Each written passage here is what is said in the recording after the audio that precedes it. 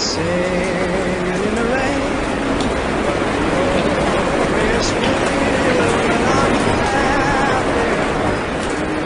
Singing in a Category 5 hurricane will not be presented at this time in order to bring you the following special podcast.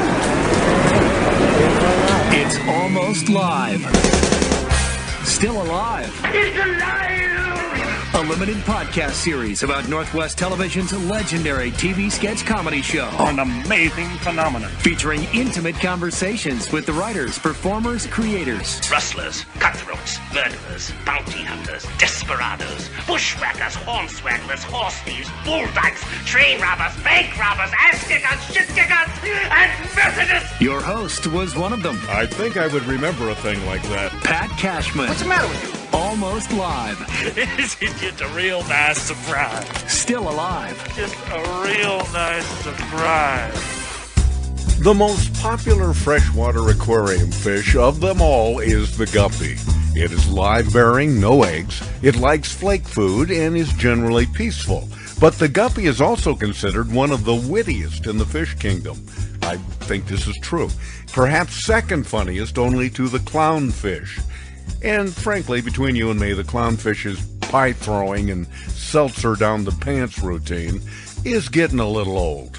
But a JOE Guppy is quite another matter. Some might guess that a JOE Guppy is a small fish that swims around in a cup of black coffee. But the guppy that's the subject of this podcast is something else. A storyteller, improviser, comedy writer, actor, team builder, and teacher. And one of the pioneer members of Almost Live. JOE Guppy is one of the sharpest writers and performers of comedy that I've ever known, and yet he walked away from it for an entirely different direction. We'll find out why in this episode. JOE Guppy has done a ton of things in his most unconventional career. One of the most personal episodes is detailed in a remarkable memoir published in 2015. It's called My Fluorescent God. It details the severe psychotic depression that engulfed his life years before Almost Live, and how creativity, humor, writing, performance became a big part of his road back. We don't explore that much in this interview. It would be worthy of an entire podcast by itself. But that part of his remarkable story is an astonishing and inspiring read. I would encourage you to check it out. You can find it on Amazon. Again, it's My Fluorescent God by JOE Guppy. His contributions to Almost Live came during the show's infancy, and he left the show in the late 1980s. As a result, he's perhaps not as well remembered a cast member as his wife Nancy, and yet you might not know her if not for Joe. His writings and performances on the show are among my personal favorites. He set a tone and a style that you can still see in the show's best moments, even years after he departed from it. Over the course of his life, Joe may not have as many frequent flyer miles as some of the other members of the show, but perhaps no one has traveled as far. Today, he coaches creative and academic writing, presentation and performance, improvisation and comedy. You know, someone once said that those who cannot do, teach. But JOE Guppy did and does both. Here he is from his Seattle residence, where he hangs out with Nancy, and where his work and busy home life are only interrupted by nosy people like me. It's JOE Guppy, everyone. Where are you right now, Joe? Where do you and your lovely wife live? We are on Queen Anne Hill in Seattle in a condominium. We downsized about 12 years ago from a house, and we're loving it. It's like 1,250 square feet with a deck, and it's great. Nice. Yeah. Let's talk about you in terms of the Almost Live show, and then we'll see where it goes after that. Sure. Now, how did you get discovered? How did you get tapped to be on the show? The show came on the air in 1984. You came on, I believe, in 1985. Correct. How did that happen? Well, John Keister, he... The name is not familiar to me. Okay. Go ahead. If I said the bald guy, maybe does that bring it into focus with you? Oh boy, I'm thinking of Yul Brynner right now. Okay. Etc., etc., etc. Well, anyway, there's this guy named John Keister, and he was involved in the Almost Live show. But before that, he was involved in other creative projects, including being the editor of The Rocket. And as such, a long gone music newspaper. Yep, in exactly. Seattle that is right. He was part of. He wrote for it as well. Right. Well, King 5 TV. Now this must have been in '83 probably. That sounds right. I had a song. I had a show on called Rock Entertainment Videos. It was called Rev. In fact, it was before MTV. Leave it on. I want my MTV. You want your MTV. I want my MTV. I want my MTV.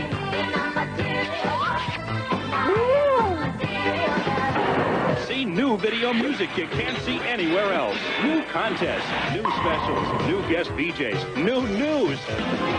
Too much. Yeah, too much. Never. Too much is never enough. Some genius at King TV decided that, hey, there's all this free programming that these musicians and groups are putting out these rock videos. If we cannibalize a bunch of those and throw them into a TV show with Roger Fisher of Heart as the host and just live music, we got a gold mine here. But we have to fill in with some local stuff. So we're going to have John Keister of The Rocket do a thing called The Rocket Report. Heavy metal established once and for all. It's the biggest musical force in the Seattle area. Thousands of hormone-squirting little headbangers from the east side converged on every metal event of the year. It got to the point where just a few bone-crushing bands could fill up even the Moore Theater with brain-impaling, face-melting audio death. And we're also going to bring in this comedy group called the Off the Wall Players to do comedy. You can say I'm crazy. You may think I've lost my mind, but I put everything in the store on a 50% discount, and I'm inviting you to come down and make the best deal you possibly can. End tables, dinette sets, stereo phonographs, bulk elastic. It's all got to go. And at insane savings to you. Yes, you can say I'm a nutcase. And maybe I am a little emotionally disturbed, but wouldn't you be too, owning a small business in these hard times? I'd lay off 5 of my best workers last week. I've had recurring nightmares. My own wife and kids hardly recognize me. I've even sent threatening letters to the president. I admit it. I need top psychiatric care. But who the hell can afford that? So come on down and help me out at the store owner's 50% off sale. Hey, I may be crazy, but you're crazier if you pass up a deal like this.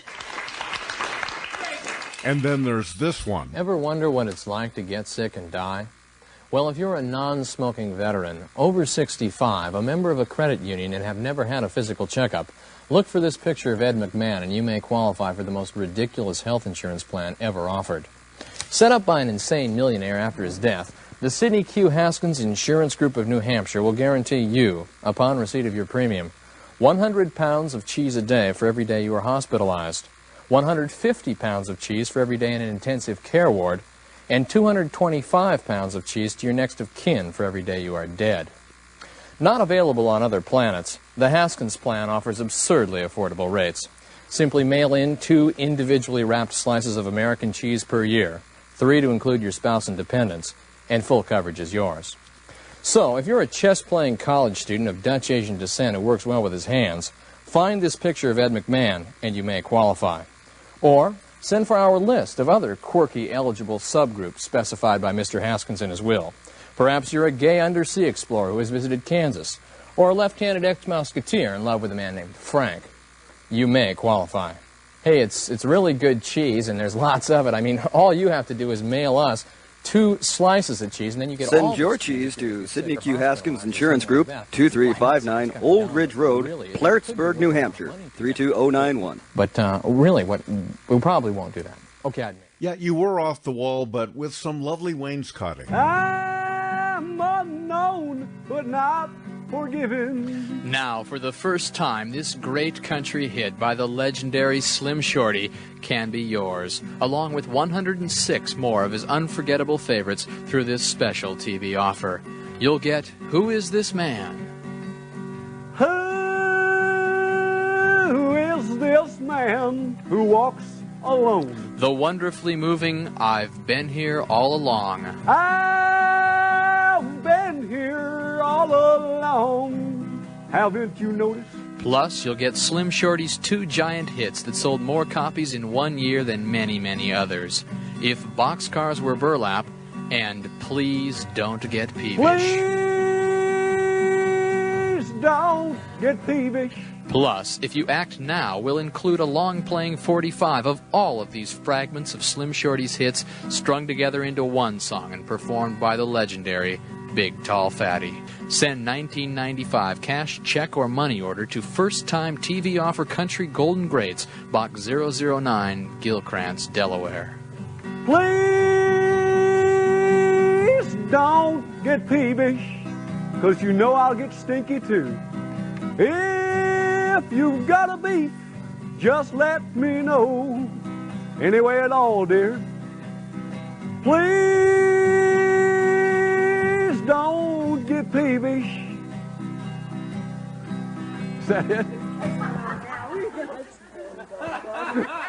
And so that was Rock Entertainment Videos. And you were part of that group, Off the Wall Players. I am a founding member of the Off the Wall Players. We were in Seattle wrecking havoc on the Seattle stages from 1980 to 1984.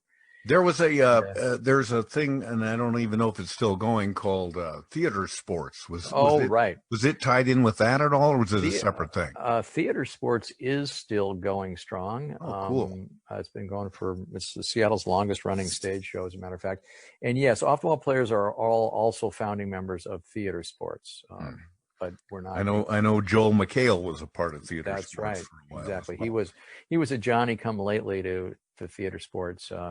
All the members of the Off the Wall Players are founding members of theater sports, because we started that along with the other improv groups that were in Seattle at the time, of which Randy Dixon, current artistic director of theater sports, he was also one of the founding members back in the day. So Joe, tell us a little bit. I'm going to back up a little bit sure.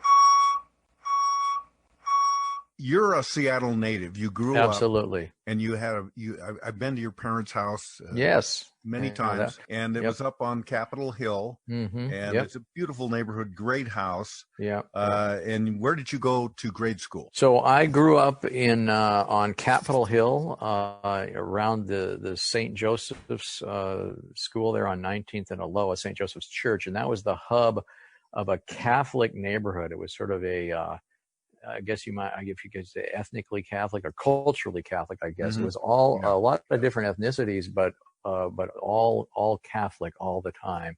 In fact, when I was a child growing up, I literally knew no one personally who was not a Catholic. That's kind of true for me too, in my little hometown of Bend, Oregon. Yeah. I went to St. Francis Elementary School through the 8th grade. And St. Francis Elementary School closed, and the building was about to be razed, knocked down. We're probably going to put a coffee place in there. Mm-hmm. And these fellows called the McMiniman brothers came in, and they made it into a bar and grill. Wow. And a hostelry, so people can stay there. And so the old classrooms I grew up in and went to, they're now, you can have a beer in there. Wow. Well, that sounds like a fine Irish Catholic name, McMiniman. It's honoring the former teachers of St. Francis School, including the nuns and the priests and some lay teachers, since the school opened in 1936. They are all over the Northwest now, many locations. There's but anyway, one so near our house, So I grew you and Nancy, and I'm jumping ahead here, but you and Nancy got married in St. Joseph's Church. We certainly did, but see, I went way outside the box there, and I married a Protestant. That ain't right. Which was when I was growing up, they told us to stay away from those Protestants. Yeah. That was the one group that was really bad news. Well, how did you sell that to your parents? Did you say, "Don't worry, Mom and Dad, I'm going to convert her. Don't worry"? Well, my mom and dad were pretty liberal. They were like Kennedy Democrats, Ask not. Oh, okay. So not Cortez Kennedy. Cortez was in the backfield, I'm telling you, before Hugh Millen could turn around. So back to your parents. So they didn't really have a problem with it, as long as she agreed to get married in the church. And I think she probably when we went to the Catholic marriage counseling that we went to, I don't know if he insisted the kids be raised Catholic. We don't have kids actually, but she might have reluctantly agreed to something like that. I don't know. You might ask her about that. Well, I remember my wife and I, Patty, we wanted to get married in the Catholic Church, and at least the first one we went to said no can do because Patty had been married once. So that was that. So you wrote to the Pope for an annulment, and we moved to another town, and we did get married in a Catholic ceremony, but it was a church that was going under reconstruction, and so they had moved Sunday services over to a gymnasium that was part of the school. Nice. So we were married in a gymnasium, and I remember during the rehearsal night, the night before, the priest instructing me I want you, Pat, to come down the center, cut right, go left, go down, and post up. And then Patty will come and meet you.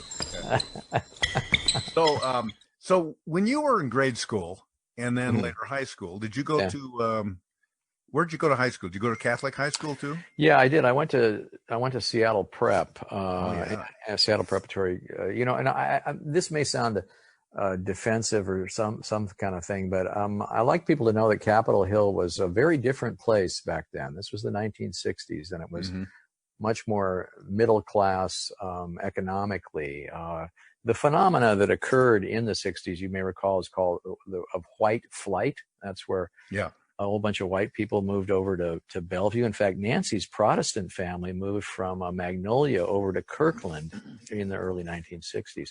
I didn't know that. Well, that's true. And I refer to it when it comes to Capitol Hill as white Protestant flight, because all those huge giant homes up there, the white Protestants moved out, and although more middle class white Catholics moved in and flooded that area that's how these kind of homes that were gigantic and maybe not in the best repair and became less in repair when 12 Catholic kids grew up in these homes in the 1960s. We also Roy Street was the red line. So that was the red line that the banks, this is all about racism in America, by the way, right now, Pat. The Roy Street was the economic red line that the bank said we won't loan money to black people north of Roy Street, which is that's St. Joseph's Church borders on Roy Street. Well, that could not have been an uttered thing, but it was implicit that they would. It was exactly. It was an implicit thing. So I think that's probably why all these sort of middle class white families ended up in this particular area. And then if you went just south of Roy Street, then it was the Central District, and that was more African American and more African Americans tended to more be Protestants, but I don't know how that figures into it really. But it is amazing though the way these neighborhoods have changed, and we'll get into Almost Live in a minute. But a lot of the Almost Live ethos, if you will, was based on this kind of place. That's right. Ballard is old people. And Capitol Hill is a certain, at that time, what the Capitol Hill wing sort of grunge oriented at that time of the Almost Live time. It's so changed. So if that Almost Live show was still on the air, it would be entirely different too. Right. So Joe, were you kind of the class clown, or how did you decide that, hey, I like doing bits and being funny? And great question to ask any comedy person. So I'm kind of an introvert, and so I was not the class clown. In fact, the way I came to comedy was more through writing. Clowns don't write. And discovering, I can write stuff, a funny column in the school newspaper. And that's the first way that I actually wrote funny limericks in 8th grade. You remember any of them? I do, actually. I do. Could you favor us with one? Yeah, there's only one that I remember, and it goes like this. It says, a hippie way down in L.A. was as high as the president's pay. When he came back from his trip, he said, man, that was hip, but he was in jail the next day. Ooh, very nice. Yeah, How old were you when you wrote that? I was like 11 or 12, eighth grade at St. Joe's. I've only written one limerick, and it's not that good. It's not as good as yours, but it was something like this. There was a young man from Puyallup who rode his horse at a full gallop. Things were going just fine till they rode over a landmine, and he and the horse blew all up. How old were you when you wrote that, Pat? I just wrote that yesterday, actually. Yeah. Not that proud. Yeah. Now, as I look at my my limerick today, I think it's a little bit reactionary, sort of celebrating that the hippie ends up in jail for taking for getting high. Were you a hippie? Pretty. I was later on. At that time in eighth grade, I was not. I also remember when the Beatles came out when I was like in fourth grade. The kids would sing "She Loves You," yeah, yeah, yeah, and I was kind of a snob or something and didn't really get it, and people made fun of me for not liking the Beatles. I tended to be kind of a contrarian. If everybody likes something, like everybody's watching, what is it today? Game of Thrones. Never seen it. Never seen it. It's like the Rolling Stone magazine thing. If a group starts getting successful, then they stop writing nice things about it. Yeah. But I did want to back up and just tell a quick story about those eighth grade limericks. So I wrote these limericks. I probably turned them in as an assignment or something, and then I was called into the principal's office to read the limericks for the principal. And the principal was a lot harder person to get along with than my eighth grade teacher, who encouraged creativity and such. And so she had me read the limericks in front of her, and then she said, and she may have even chuckled a little bit, and it was like a command performance before the Queen or something, for God's sakes. But honestly, to this day, I do not know whether she wanted to praise my verse ability, or I think more like she wanted to hear this for herself and decide whether this guy was in trouble or not. And I think was that a nun? It was a nun, absolutely. Yeah. We had some nuns too. I would in the sixth grade, we had this sister that really encouraged kids to do creative writing, and I loved it.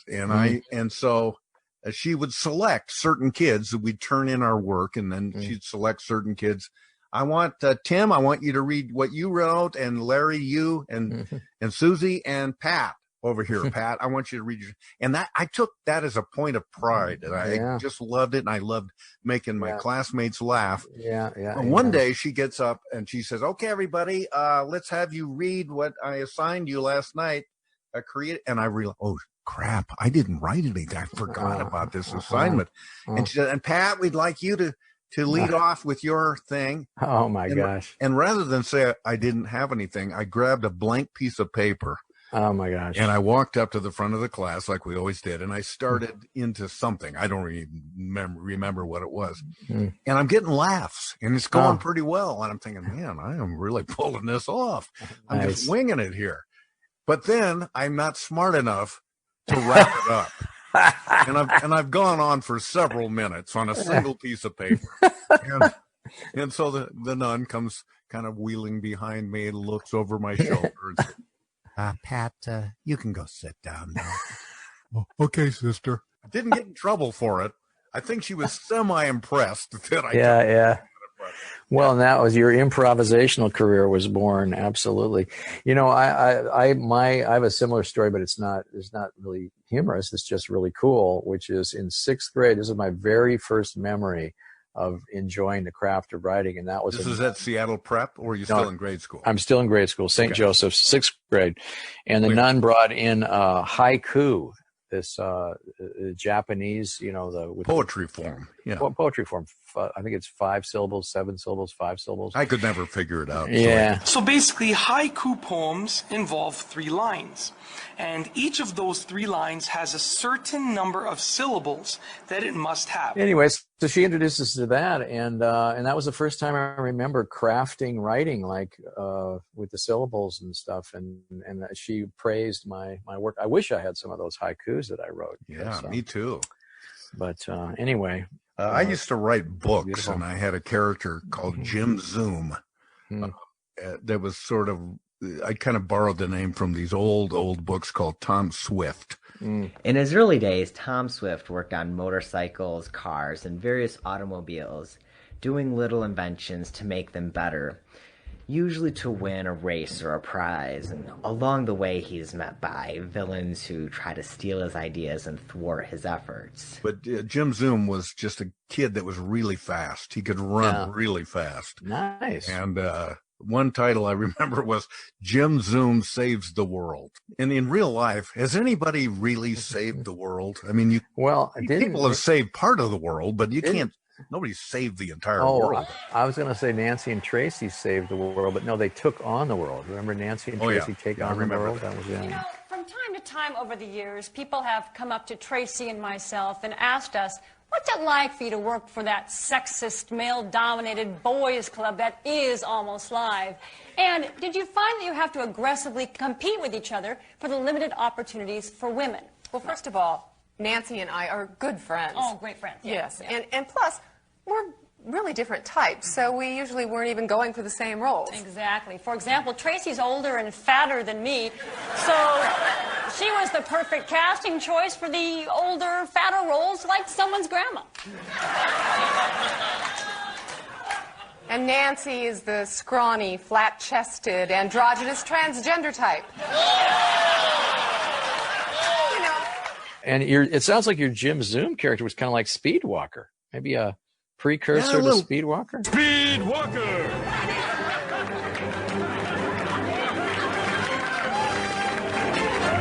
Yes, it's Speedwalker, the physically fit superhero who fights crime while maintaining strict adherence to the regulations of the International Speedwalking Association.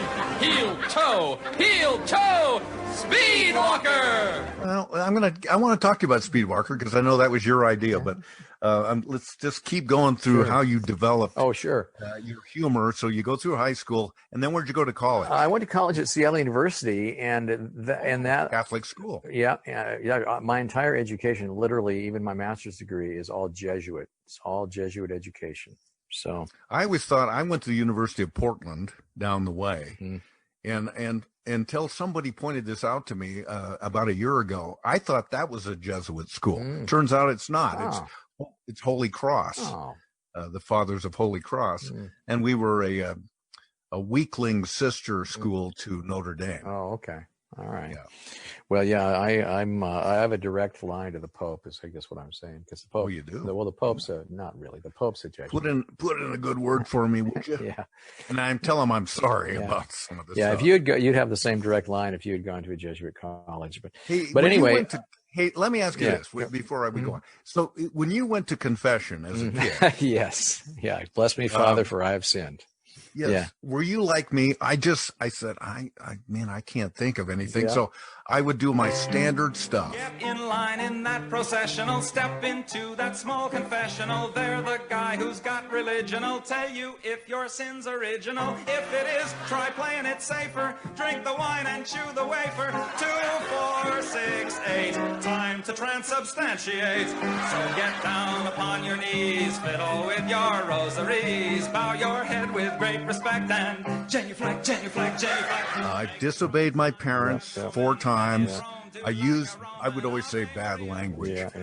I didn't say swear. I used bad language, 2 times. I hit my brother, 3 times. And that was pretty much it. That was the standard confession I would give. Did you pretty hand like that too? Pretty much exactly like that. And I'm imagining each of us could have said, I touched myself in an impure manner, but I never did say that because I never did that. So I wasn't smart enough to think of that. See you can't please everyone, so you got to please yourself. But Discovered yeah, that much later. Oh, yeah. did you? Oh, okay. Well, Yeah. I was an early bloomer, I guess. Anyway, about 39.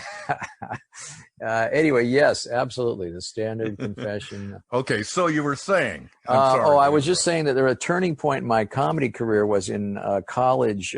Probably. Well, first of all, I did write for the school newspaper incessantly, and I had a kind of a humor column, and that was a big deal for me. But then, in terms of performance, I hosted this talent show when I was like a senior, and that was performing on stage doing comedy, probably for the first time actually, and that went over so well with another guy. We co-hosted, and we killed it. And getting those laughs on stage by making up comedy stuff, comedy bits in between other people's talent, I think that was a revelation for me. And then we also have to say two words: Monty Python. And seeing those guys come on PBS in the 70s and watching it with my family. Is this the right one for an argument? I've told you once. No, you haven't. Yes, I have. When? Just now. No, you didn't. Yes, I did. Didn't. I did. Didn't. I'm telling you I did. You did not. Oh, I'm sorry, is this a 5-minute argument or the full half hour? Oh, just the 5-minute one. Fine. Thank you. Anyway, I did. You most certainly did not. Now, let's get one thing quite clear. I most definitely told you. You did not. Yes, I did. You did not. Yes, I did. Didn't. Yes, I did. Didn't. Yes, I did. No, this isn't an argument. Yes, it is. No, it isn't. It's just contradiction. No, it isn't. Yes, it is. It is not. It is. You just contradicted me. No, I didn't. Oh, you did. No. You did, just then. No, nonsense. Oh, look, this is futile. No, it isn't. I came here for a good argument. No, you didn't. You came here for an argument. Well, an argument's not the same as contradiction. Can be. No, it can't. An argument's a connected series of statements to establish a definite proposition. No, it isn't. Yes, it is. It isn't just contradiction. Look, if I argue with you, I must take up a contrary position. But it isn't just saying, no, it isn't. Yes, it is. No, it isn't. I can see that influence in you because you have this wonderfully absurdist point of view. Yeah. And a lot of the stuff you did for Almost Live. Yeah. That I thought, man, this is really good. It's really different. And you added so much to that show, which Ross Schaefer would admit it kind of got off to a rocky start. They didn't quite find their footing for a while. Yeah. So you got to the show via John Keister, who was already on the show at that Right. time? He was already on the show. He knew my work from that Rock Entertainment Videos Rev show, and then he just we had lunch up at the hamburger place up on Broadway and Roy, the Deluxe Tavern. We had lunch there, and he pitched me on Almost Live. And since we're being candid here, I'm going to admit that I was a little reluctant. I was kind of like, and this is, by the way, this is all on me. Okay, I was like, I'm a theater performer. I do theater. I do the craft. Whether it is nobler in the mind to suffer the slings and arrows of outrageous fortune, or to take arms against a sea of troubles. Sorry, the 5 minutes is up. That was never 5 minutes just now. I'm afraid it was. No, it wasn't. What is this television you speak of? This boob, yes, this boob tube. Yeah. That was kind of my first reaction, which is in retrospect just utterly ridiculous because, of course, Almost Live was doing super high quality comedy. But then he started waving all that big all money that in money front in of front of me. Yeah. But do you remember what they offered you when you first came it was on? like $135 a week. Oh my God! Me and Scott Schaefer came on at the same time. Yeah. And but I submitted a few scripts and then but once I got a little taste of it and then I had to get through Ross. It was like I had to get approval from Ross, and our styles are not exactly the same. Not exactly. I don't think anybody would disagree with that. Now, did you come on just as a writer? No, writer performer. You were expected to perform. Oh, absolutely. The very first thing I ever did, which I didn't write, was Alien Gumbies. I was going to ask you about that. Yeah. So that the movie Alien was hot. It had just come out. Right. Yeah. Oh, no. Don't touch it! Don't touch it!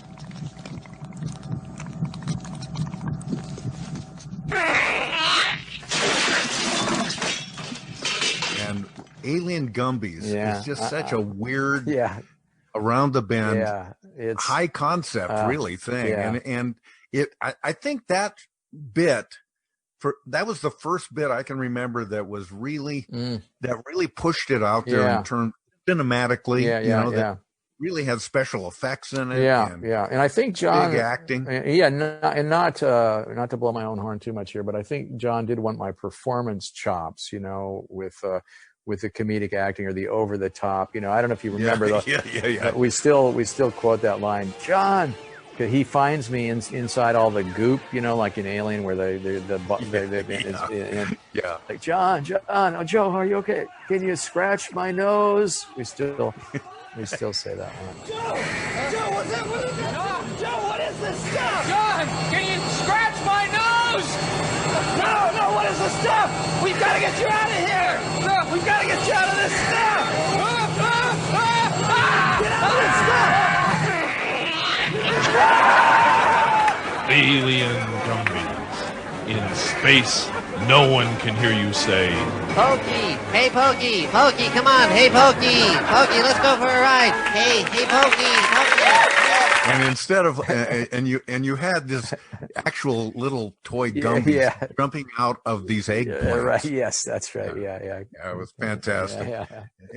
But that one stood out. Yeah. Well, that's cool to hear. Early in the lifetime of that show, because I think, oh my God, these guys, this is a real high class, first class comedic taped piece, and this is where the show could go. Well, that's such an honor that I got to be part of it. I mean, everything was John, the idea and all that. But I remember just being on the set and the production and the lighting, and Mikey was there, Mike Boydston, and just going like, this is where I want to live. I want to. Because at one point I put my face down close to the eggplants, before the thing comes out of the eggplant. Yeah. And so just figuring that all out now, where the hit your mark and, all that. And then the eggplant has to spring open. How did that happen? It was cut. Was it on a fishing line or something? I don't actually remember, but yeah. It looked great. Yeah, it looked great. And then the Gumby was on my face, just like in Alien.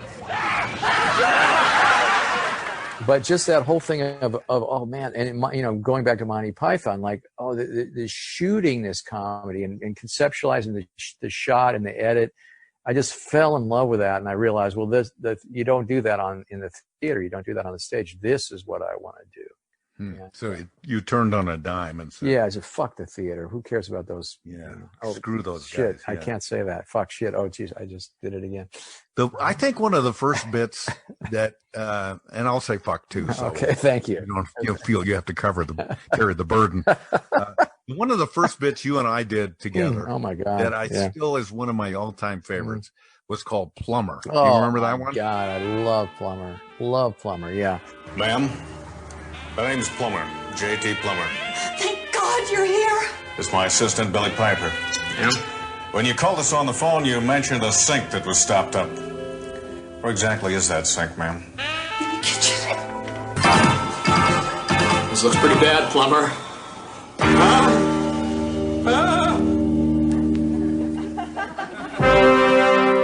Plumber continues in a moment. Cheese. It's good for you.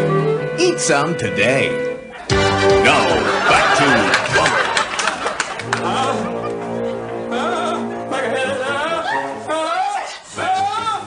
This is worse than we thought. You better stay in the back room. I better stay in the back room too, Plumber. Wait a minute, wait!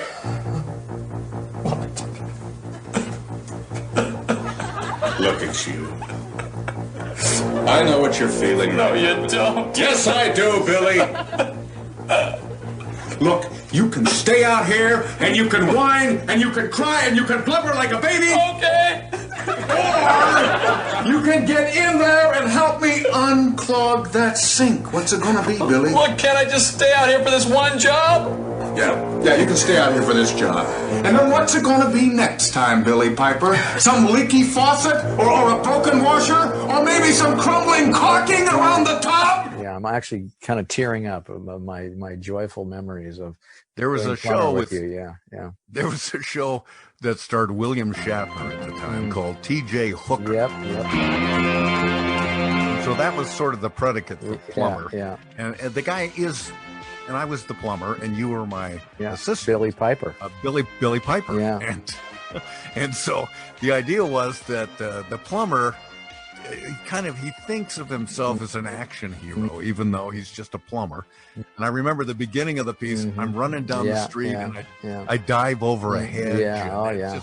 Just entirely silly. So terrific, and I'm quite certain I watched you edit that, and because I remember the slow motion and the turn and stuff. It's like the part you just mentioned, and Pat, if I may just wax maudlin here for a moment.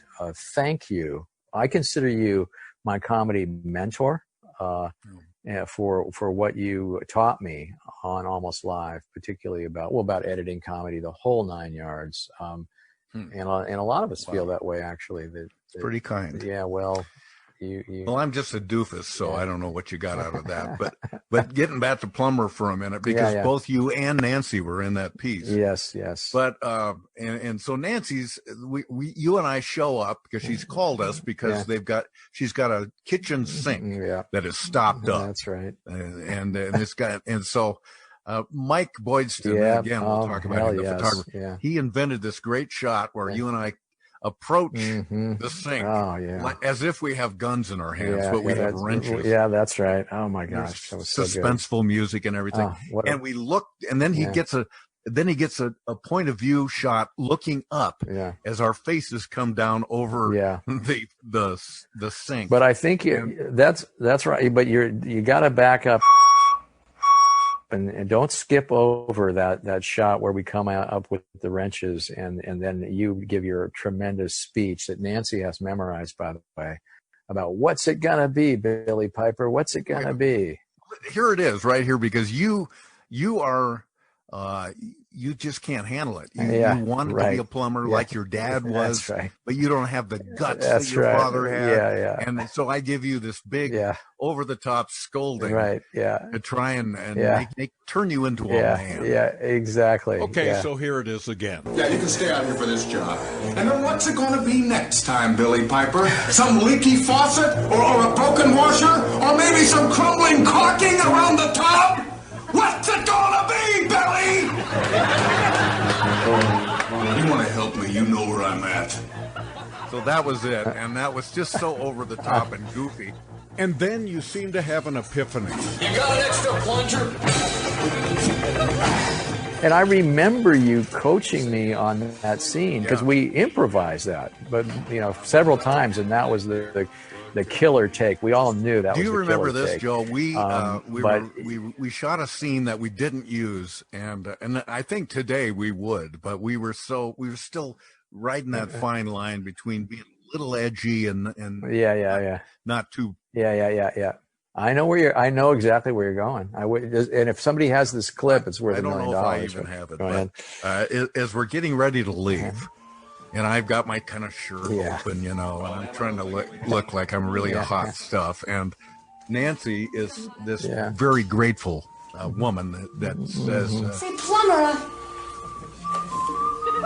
you don't have to go so soon, do you? Well, I guess I could stick around for a bit, ma'am.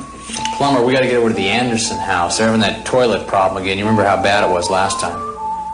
He's right, ma'am. You would not have believed this toilet. It started bubbling and it was churning up these big clumps of something or other. No, you don't have to explain it. Please. And as we're wrapping the shoot, she does an alternate line where she says, "Hey, plumber, I couldn't help noticing your caulk." Let's go, Billy.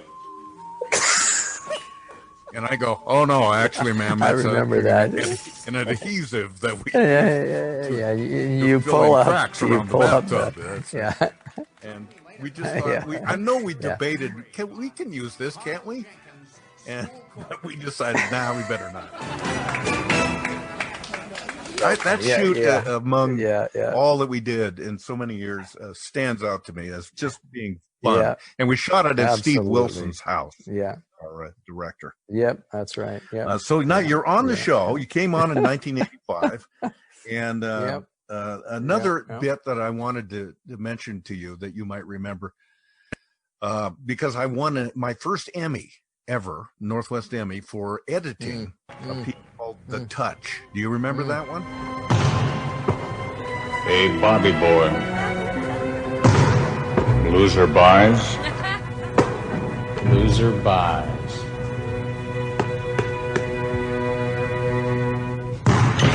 Two guys playing one-on-one basketball, trying to prove who can make the very first shot. Yes. Oh, I love that. That was so cool. You won an Emmy for editing that. That is so. Yeah, we shot awesome. it at I did the. not know that. I mean, I'm sure I knew it at the time. We shot it at the Seattle But, Athletic Club. They have a big gymnasium there and basketball hoops. And at the time, there was a popular beer commercial going on. Where two guys are competing at something, and they go, "Would two guys go at it this hard for a beer?" And we're both going really hard, and neither of us can make a shot. We can. The ball's always falling off the rim. Exactly. And great. One of the outtakes which I have is me falling onto the basketball at one point, and I smack my nose onto the floor, and so I'm bleeding like a stuck pig. And we had to stop the production for a minute while I bled out. But the way the bit ends then is that finally, miraculously, thanks to gravity, I guess, one ball, and we got a great shot where the ball's circling the rim. It's around it's forever rolling around and rolling around and cutting back to each of us, and we're looking and looking, and it drops through. And so then the scene. Then the bit ends. When we go to the beer thing. Finally having a beer together. Well, when you've got the touch. And we both try to drink our beer, but we miss our mouth. And it slops onto it. Yeah. That was so much fun. Yeah, so that was such a fun shoot. And I remember we brought in, I don't know where you got some rolling scaffolding or something, so we could go flying above the rim. I forgot about that part. As if two white guys could be their head could be way above the rim. It was. I love that piece. It's so stupid. And what was cool is that both of us actually had played a pretty good amount of basketball. We loved the sport, so it was a natural fit.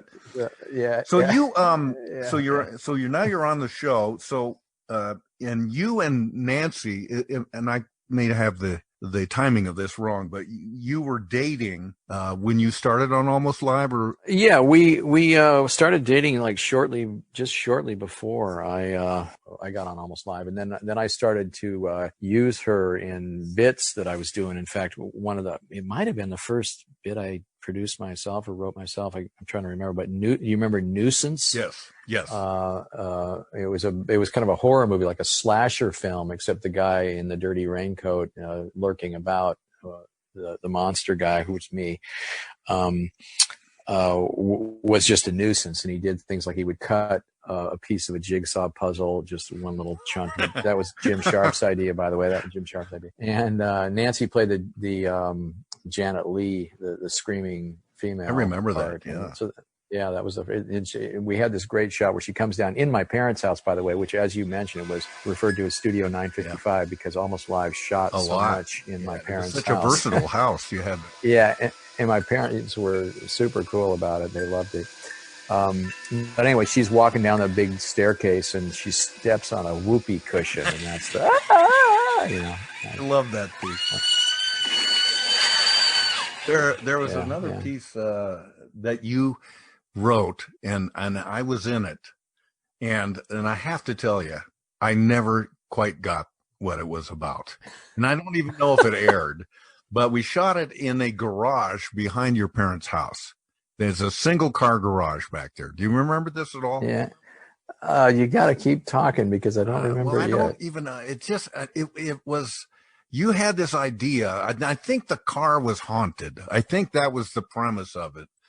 But we shot it at night, and we almost never shot anything at night. We wanted to go home. Huh. You don't remember it? That's so funny because I remember bits I did when we were in LA. We did this entire bit for that show, not necessarily the news. And I remember years ago or years later, I saw the video of it and I had completely forgotten that I'd ever done it at all. Huh. But there I was doing this bit. So it's not surprising that it wasn't the one. Was it like the haunted garage? Yes, that was it. Yeah, I think it was a. Yeah. Okay, I do. Yeah, I think it was supposed to be a parody of like mysterious places or mysterious. Didn't Robert Stack have a show, Unsolved Mysteries or something like that? Yeah. But you're basically telling me the piece sucked. It didn't work. Well, no, okay, it's just that and you've probably been in this situation too, where somebody's got an idea and they're really enthusiastic about it, and you're just not grasping what it is, so you don't know quite how to play it because you don't know what they're looking for, and you don't quite get it. There was another one you did. Do you remember this? All I can remember is that you had a Mrs. Butterworth syrup. Oh yeah. That one's legendary. That one's legendarily bad. Yeah. Yeah, but Joe, maybe you were just ahead of your time because all these years later, Mrs. Butterworth is out. Announcing it will be renamed and rebranded. At least 3 more major food brands following Aunt Jemima's lead. Mrs. Butterworth's Cream of Wheat and Uncle Ben's Rice. ConAgra Brands announced Wednesday it has begun a complete brand and packaging review on Mrs. Butterworth's, though there have been debates over Mrs. Butterworth's race. And now a message from Mrs. Butterworth. In the wake of the retirement of Aunt Jemima, there has been furious speculation over whether I, Mrs. Butterworth, am white or black. I haven't really given it much thought. I've been too focused on feeding children shots of pure high-fructose corn syrup.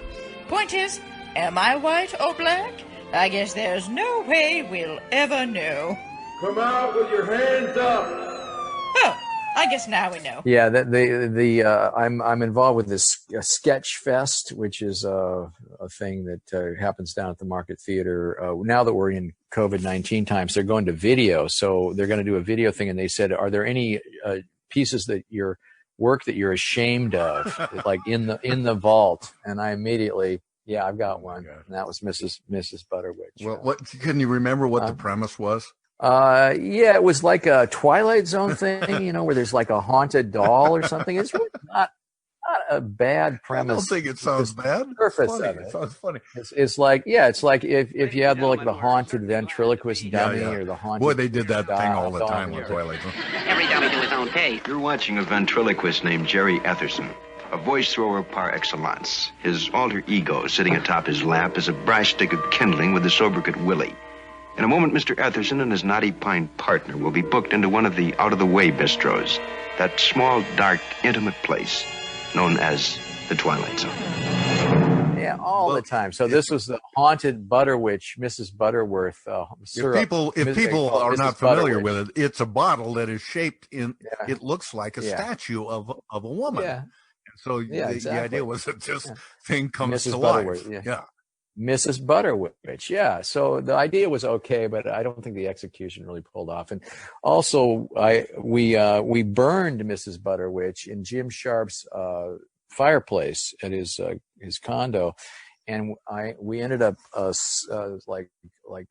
staining his fireplace grate when he never forgave me for that. He holds a grudge. That guy. Yeah. So Nancy was working in the Nordstrom credit department, I think, and at the time. Right. And then, so how did you just insinuate yourself and said, "Hey, my girlfriend's got some pretty good jobs, and we need some more women on the show. Let's bring her in." Right. Is that how it went? That's how it went for casting her for the first couple of years that I was on the show, and then she became a staff member. Staff writer herself by demonstrating her own tremendous writing ability, which shines to this day. You two are far and away, of course, the only people that were married that were on the show. And then, as many of the other people have done on the show, Bill Nye, Bob Nelson, and others, Joel McHale, you felt the lure of Hollywood, and you went to you mentioned it a moment ago, a show called Not Necessarily the News, which was a wonderful show. Not necessarily the news, with Annabelle Gurwitch and Tom Parks. Special reports from Merrill Marco, Richard Rosen, and Joe Guppy. How did that come about? How did you hear about it? Well, you may recall that Ross Schaefer heard the call of Hollywood and went down to take over for Joan what's Rivers. Her name? Yeah. Joan Rivers. Thank you.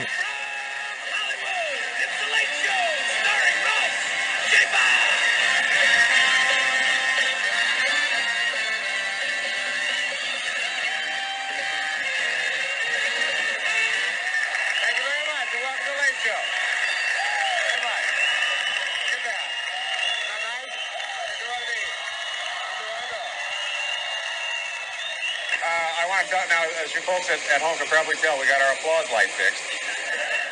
And at that time, no relation, producer Scott Schaefer, who's a good friend of mine, also went down. And so he got my tapes to not necessarily the news. And you remember I did a lot of the man on the street things, like the 70s clothes. Oh, yeah. You walked around downtown Seattle in Saturday Night Fever clothes, trying to impress women on the street. The fashion of the 70s.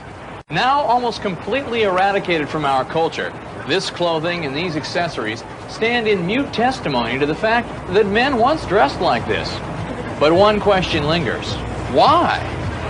Let's check it out. Hey, sock it to me, huh? Listen, what are you doing? I'm digging those pants. Really? Green, Aren't these cool? Yeah. Green and red are new colors. Yeah? For this year, yeah. Listen, babe, what are you... Nice shoes. Oh, thank you. Thank you very much. I like them too.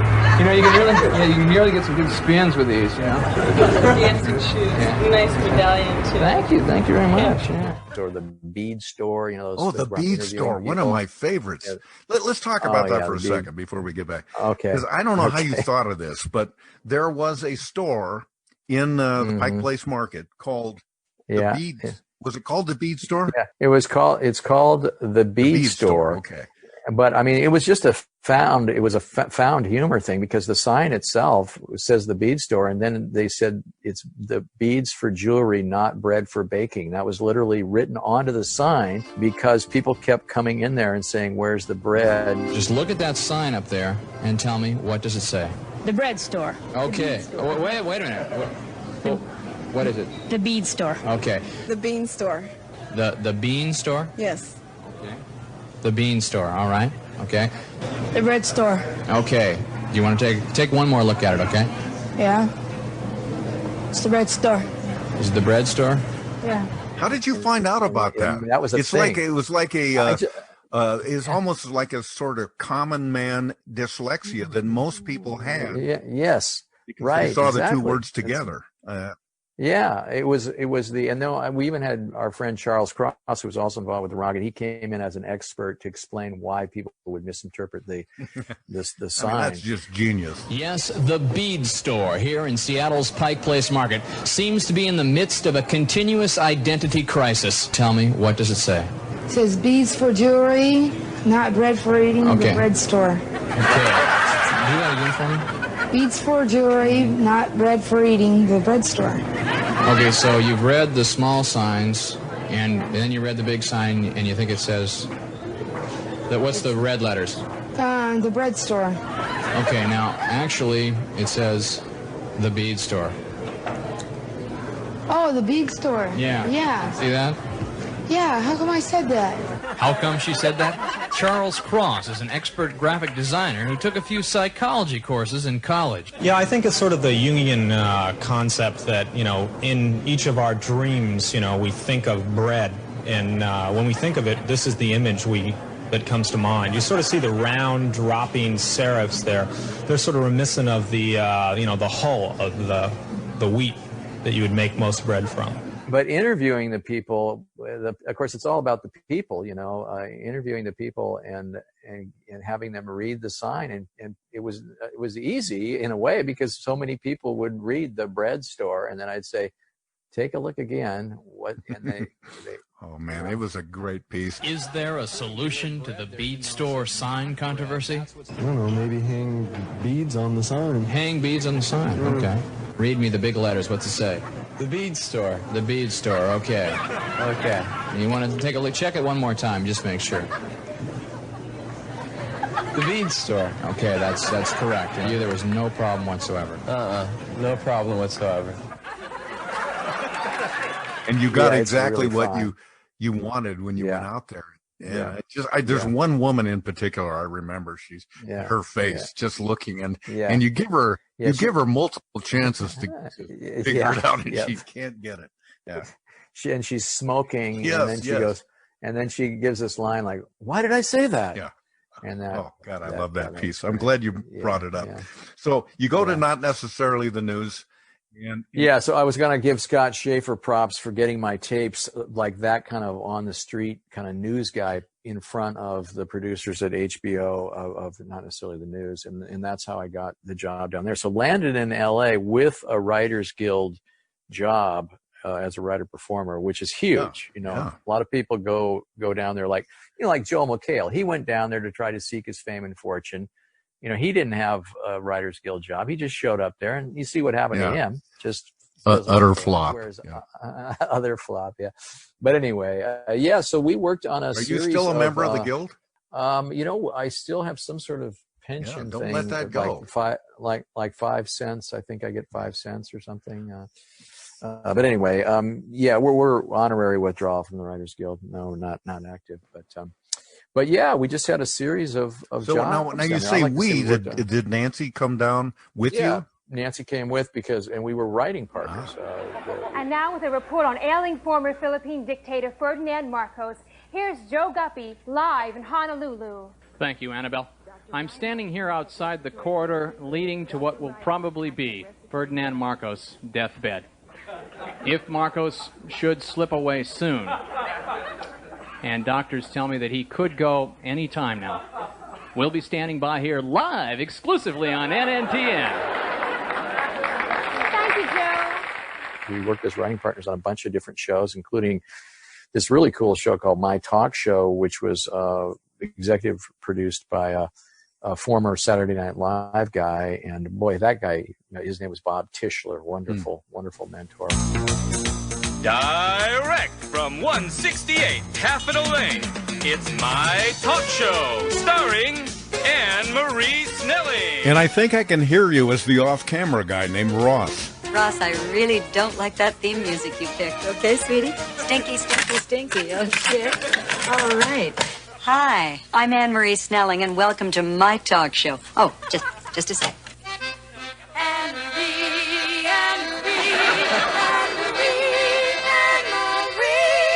Someone mention me. Snelling.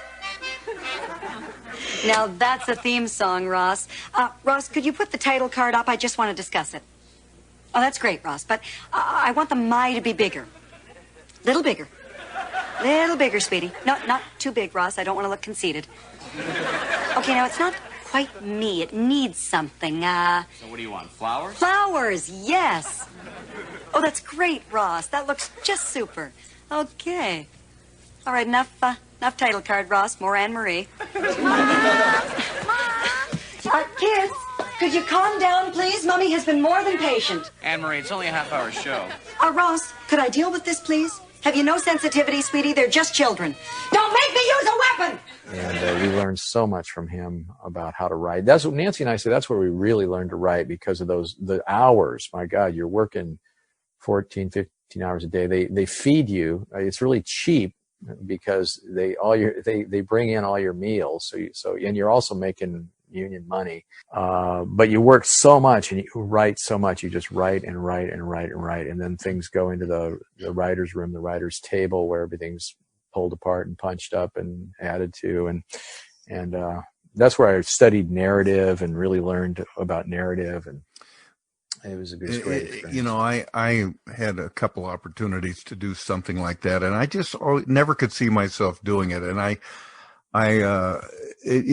what you're describing is in such contrast to falling off a log like it was at Almost Live. There wasn't that kind of pressure. There wasn't that kind of deadline stuff, and it was much more casual, and I liked that. I'm not sure I could have endured a huge amount of criticism and the pressure that came with it. Yeah, you get notes from the suits. Yeah. That's one of the things that nobody wants. Yeah, I know. And obviously we were down there like 3.5, 4 years, and it was a tremendously wonderful experience. I wouldn't trade it for anything, but I know what you mean. I mean, when the bottom line, Almost Live was more fun, and we were more doing what this is my idea. I'm going to cast it. I'm going to produce it. You did the actual hands-on editing. I would supervise the edit or observe the edit. I mean, I loved working with Mikey on the edits, and with I say supervise the edit. That's not that. It's more like because that would imply that I'm in charge. I'm not at all. But working in some sort of secondary partnership with a guy like Mike Boydston or Daryl Sudo. You're never in charge with those guys. At best a partner. But and then I learned so much watching those guys edit, and learned so much about timing and comedy, collaborating with them. And today, full circle, Nancy and I are doing this show, her Art Zone show. We're doing it out of our house because of the virus. And I've learned how to edit, and we're doing comedy bits again here out of our house. And it's, and I wouldn't be able to, I picked up iMovie in like 3 days. Wow, how am I able to do this? It's from watching you and those guys for so many years, edit, that I was able to, I picked it up by osmosis, by watching. Just so people know, if you're living in Seattle, Art Zone is on the Seattle channel. Hi there, and welcome to the show. I'm Nancy Guppy. As you jumped forward from your time in LA to where you are now, there was and I hope you're comfortable with me asking you about this, but you and Nancy, and maybe it was all of those, the pressures and the constraints of the work you were doing down there. Your marriage went through a crisis. Yeah, we had a rough time of it there, but it was a very amiable rough time. We decided that we just wanted to live apart for a while. We did it when I was in LA and she was in Seattle, but then we formally did it when I returned to Seattle. And did what? And separate. Just lived in separate. Yeah. And of course we see everything, separated. We did a marital separation. I was living in my parents' house and she was living in her apartment. You weren't living out in that garage, were you? Okay. No, I was living back in my haunted. Room. But yeah, it was kind of tough times. But in a way we were going to see a counselor, and I think, I know her parents, or especially her dad, just figured, almost like, get it over with and get the divorce, because nobody does a separation. And I don't mean he was advocating for us to get divorced. I don't mean that at all. But what for I a lot mean of people, is separation means divorce. Yeah. Exactly. And I think he made that assumption, as a lot of other people did. But it kind of strengthened our relationship, because I think we thought to ourselves, we're not going to listen to what other people say this is supposed to be. We've decided this is right for us right now, and we're going to counseling. And obviously we were separated for about 8 months, and then we decided it was time to get back together again, and we've been back together ever since. In fact, this month, 33 years of what we like to call the daily grind of Wedded Bliss. That's great. I mean, what a happy ending.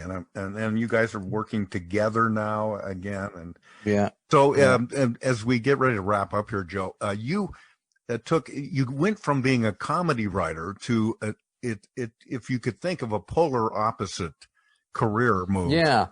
Let's see. Let's think of a comedic opposite. Like, if somebody was a comedy writer, what would they totally not become? A psychotherapist? You became a psychotherapist. Yeah. What made you think about it? Yes, I did. Was it partly to do with the rough patch of your marriage that made you want to be a psychotherapist, or what was it? I don't mind saying that I've been in 12-step recovery for like 30 years. And so that was a big part of it. Is like I was in that program, and I also was coaching writing and helping people with their writing. So I was doing a lot of both people in 12-step programs kind of work with each other, like the sponsorship, sponsee kind of thing. And I was also doing coaching people individually on their writing. And a lot of times their writing would be really personal. And then somehow it seemed like, well, I'm kind of practicing therapy without a license. Not that I was doing anything dangerous or anything, but I just thought, I really like this. I'm gonna look into it. And so I went to a great program at Seattle University, the Existential Phenomenological Psychotherapeutic program. Oh my God, I can't even understand anything that you just said. Yeah, it's about existential phenomenology. Google it. And so it was a very humanistic and philosophical, literary-oriented approach to therapy, so it worked for me. And then I got a lot of feedback, too, that my humor and the kind of humor I would bring to the therapy room, not laughing at people or anything, but like kind of using levity, and that was a big part of it. And I never really got away entirely from improv or creative work. I wrote that book. Is that still available, Joe? So that was a huge creative thing. Okay, And then I would say the name of the book again. Oh yeah, Amazon.com. My Fluorescent God, Joe Guppy. It's My Fluorescent God. And it's a memoir about the rough time. But now you left that profession, and you now no longer do that, at least not full time. I don't do it at all. In fact, my license has lapsed. But I'm doing another version of it, kind of, which is a lot of individual coaching, right? I call myself a writing coach and a consultant. So it's kind of a hybrid between, working with people in a, quote, private practice, but my private practice is coaching writing. And a lot of it is comedy writing. In fact, I'm running a comedy writing class. I wouldn't mind taking now, that which class myself. Is online. I'll sign up. Well, yeah, Pat, it would be fun. amazing. Hey, before we leave, you mentioned not necessarily the news, and I remember one bit you did on there that every once in a while you see a bit that somebody else does and said, damn it, I wish I'd thought of that. That's damn it. And you did one of those that I would have stolen if I had thought I could get away with it. And I think you were a weather guy. And you were doing the weather. And so there's a blue screen behind you, green screen. And, every time you look to the screen, there's the weather information. And then, but every time you look away towards the camera, there's some wise ass thing that's on the screen, but you timed it so that you never see, it's like a kick me sign on your back. But you never quite, every time you turn back, it looks normal again. And I thought, man, that is so well coordinated and done. Such a great idea. I loved it. Thank you, Pat. And this really tells us what comedy is all about, because I did not write that bit.